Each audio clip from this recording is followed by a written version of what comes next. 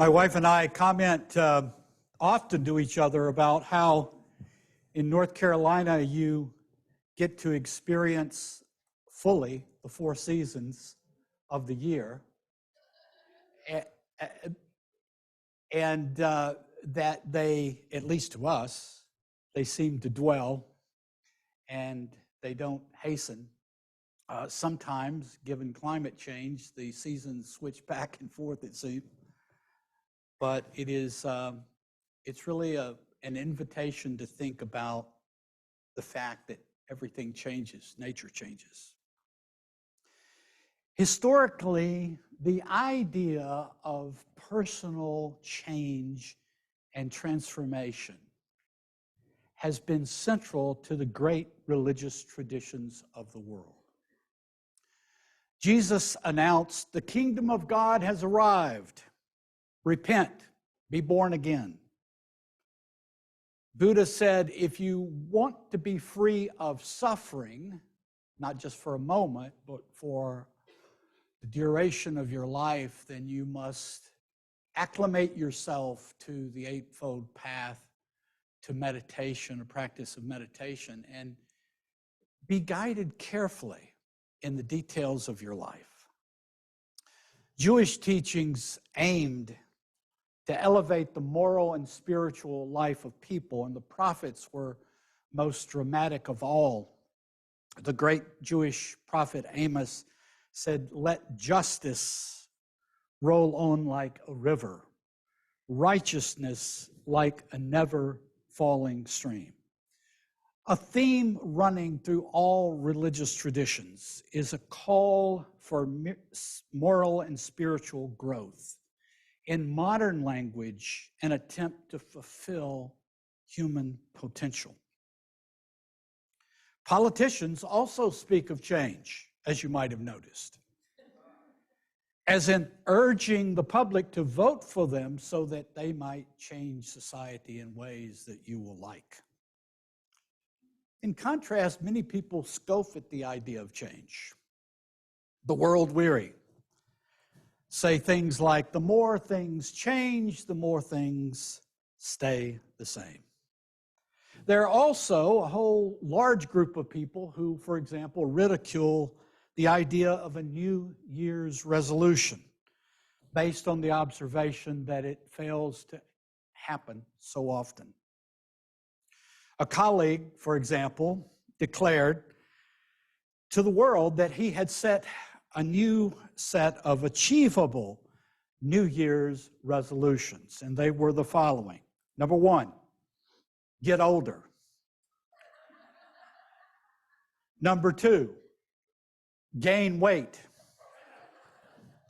Number 3, do stuff. Number 4, drink coffee. Number 5, try not to die. Another colleague posted a message to all of their colleagues that was a picture with 2 big signs, one sign pointing this way, the other sign pointing the other way.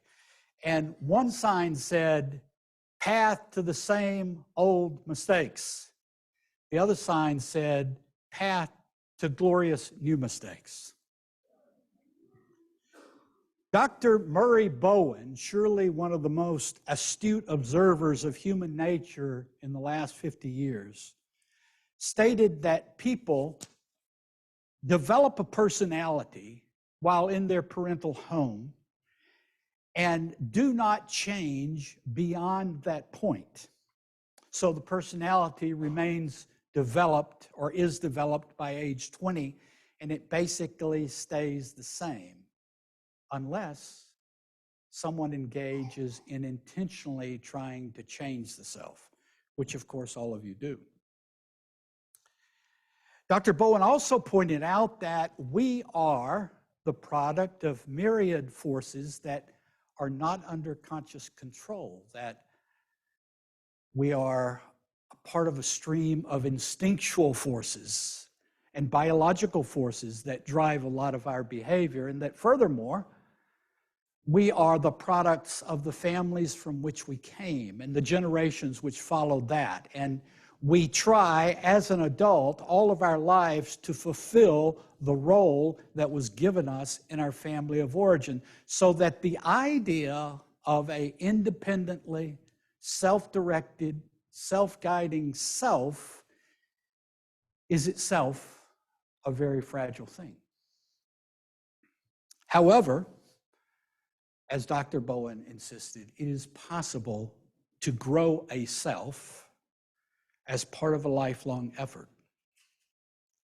Experience teaches us that people as individuals, and certainly on the scale of large groups, tend not to change unless they are forced to change, and that change they may do in response can be both effective, good, or bad.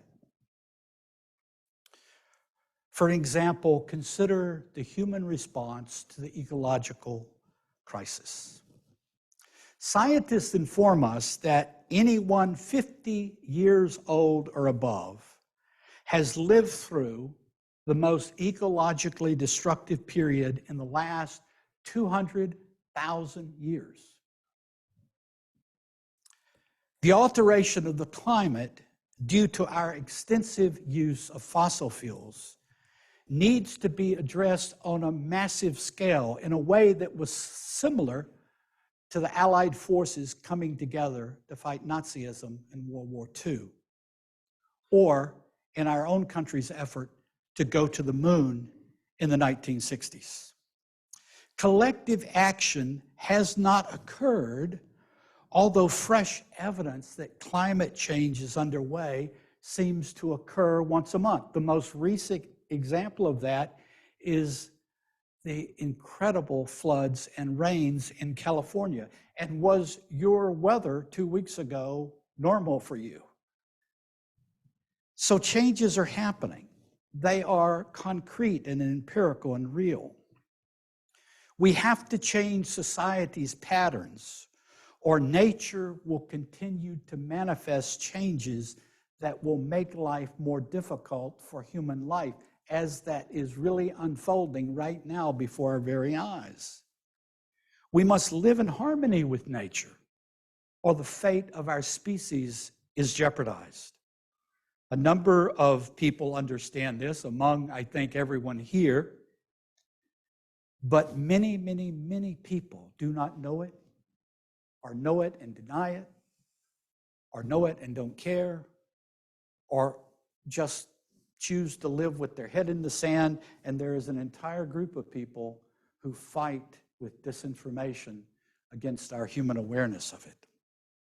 The earth, Mother Nature, and the cosmos can do fine without Homo sapiens. Living in harmony with nature is non-negotiable, but people have not absorbed that truth. The resistance to change is incredibly powerful. Another example of the human antipathy to change, which I am aware of, comes from my experience with congregations, except this congregation, which is perfect in every way. And never fails every day to be perfect every day in every possible way. But I'm talking about those other congregations. And one of the reasons why I like to be an interim is I get to work with systems that are on the cusp and open to change. That's exciting to me. And you know why they're open to change? Almost always it's because they've gone through some traumatic event. And they're so shook in their self-confidence, in their belief about the veracity of what is normal to them, that they're open to change. But that window of opportunity to evoke change closes very quickly, except for this congregation. Because as soon as people feel less anxious, That's all it takes. We're going back to the way it used to be. And so I am constantly, as interim minister, trying to look for people who are open to and willing to be engaged in change, constructive, positive change. Of course, in this congregation, that's true for every person, but for others. But it has put me in a position of understanding the power of our resistance to change. Having said all this, let me make a few observations. I believe self-directed change for persons and organizations and groups is possible, and not just a product of our reaction to events that force our hand. Self-initiating, self-derived, self-directed change, which flows out of our deepest heart, is possible. And change is possible at any age. Allow me to share some of my observations about the characteristics of what I call real change.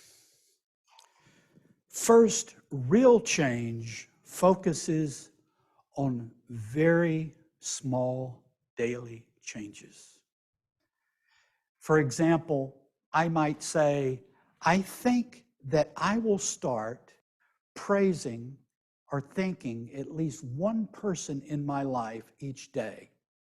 It'll only take me a moment to do it. It'll take me maybe 2 minutes to think about what I want to say, but I can make that simple change. I will express appreciation to those nearest and dearest to me, and I will express appreciation in a way that's real and not just a banal comment. Once a small step has become a part of our life and integrated into who we are, then we can go to the next step. For example, if we have said, I will make an effort to express appreciation to a loved one or friend once a day, that habit, if cultivated, can go to twice a day. If we make the commitment to walk 10 minutes 5 times a week, that can, if it accrues integration into our life, become something larger. Large changes are not sustainable. When we overload ourselves with saying, oh, I'm going to make this huge change in my life, I'm going to become a different person or change something radically, our subconscious mind produces resistance. And that force will win. Baby steps are the path to success.